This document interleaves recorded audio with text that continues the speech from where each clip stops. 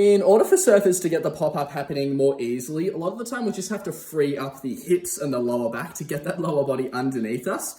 As a physio, this is one of my favorite exercises in order to do this. This is from the latest YouTube edit. They gave 3 exercises to help the pop-up. Let's get straight into it. The first exercise is what I call the deep flexion hip mobilization, or the PopUp Hip Mobilization. The key target for this one is our lead hip, whilst we adopt a midway pop-up stance.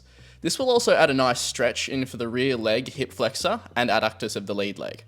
One of the key barriers to our pop-up is our mobility, and often with mobility we just think of the muscle tightness, but our joint movement, or lack thereof, also known as stiffness, plays an even bigger role in limiting our pop-up motion. The hip joint is a ball and socket joint where the ball rolls through the socket.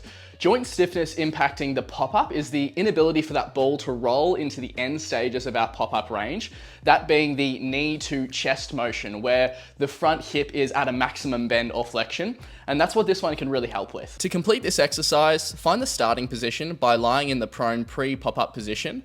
Elevate the chest into cobra and look to bring your lead surfing leg through to land the foot close to underneath the chest. To make it easier to find this position, decrease your hip flexion angle by bringing the torso upright to get your foot closer to where the chest was in your pre-pop-up position. From here, we want to look to drop our hands to the floor to close the gap between the knee and the chest.